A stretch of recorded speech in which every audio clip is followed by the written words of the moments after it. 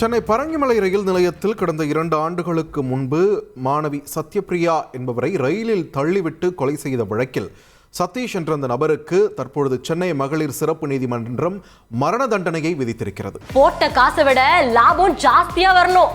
இங்க ஒருத்தர் oil mill நடத்தி மாசம் பல லட்சம் ரூபாய் சம்பாதிக்கிறார்.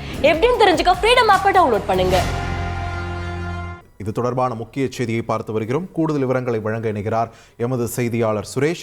சுரேஷ், வணக்கம். இந்த வழக்கு விசாரணையின் முழுமையான பின்னணியை பதிவு பண்ணுங்க. வணக்கம். சென்னை பரங்கிமலை காவலர் குடியிருப்பில் வசித்து வந்த கல்லூரி மாணவி சத்யபிரியாவும் அதே பகுதியைச் சேர்ந்த சதீஷ் என்பவரும் காதலித்து வந்த நிலையில் சத்யபிரியாவுடைய பெற்றோர் எதிர்ப்பு காரணமாக சதீஷுடன் சத்யபிரியா பேசுவதை நிறுத்தியதாக கூறப்படுகிறது. இதனால் ஆத்திரமடைந்த சதீஷ் கடந்த 2022 ஆண்டு அக்டோபர் 13 கல்லூரிக்கு செல்வதற்காக பரங்கிமலை ரயில் நிலையம் என்ற சத்யபிரியாவை தாம்பரம் சென்ற மின்சார ரயிலில் தள்ளிவிட்டு கொலை செய்ததாக கைது செய்யப்பட்டார்.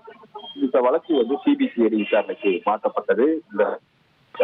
இந்த வழக்கு தொடர்பான குற்றப்பத்திரிகை என்பது சென்னை அள்ளிகுளம் வளாகத்தில் இருக்கக்கூடிய மகளிர் சிறப்பு நீதிமன்றத்தில் குற்றப்பத்திரிகையானது தாக்கல் செய்யப்பட்டது.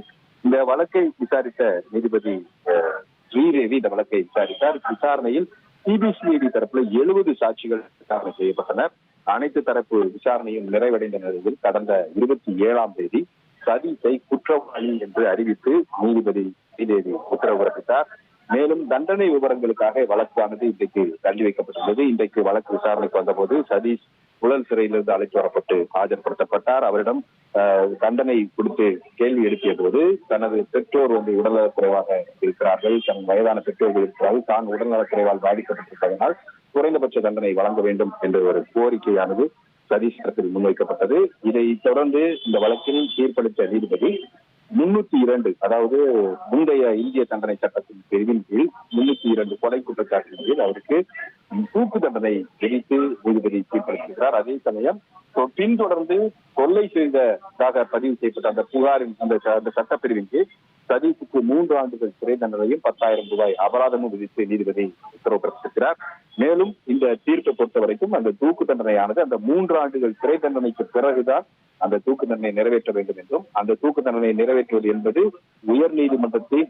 உயர்நீதிமன்றம் அதை உறுதி செய்த பிறகுதான் அந்த தூக்கு தண்டனை நிறைவேற்ற வேண்டும் என்றும் நீதிபதி ஸ்ரீதேவி தன்னுடைய தீர்ப்பில் தெரிவித்துள்ளார். நன்றி சுரேஷ், உங்களுடைய விரிவான தகவல்களுக்கு. மாணவியை ரயில் முன் தள்ளிவிட்டு கொலை செய்த வழக்கில் அந்த இளைஞர் சதீஷுக்கு தூக்கு தண்டனை விதித்திருக்கிறது சென்னை மகளிர் சிறப்பு நீதிமன்றம். இது தொடர்பான முக்கிய செய்தியை நாம் பார்த்து வருகிறோம்.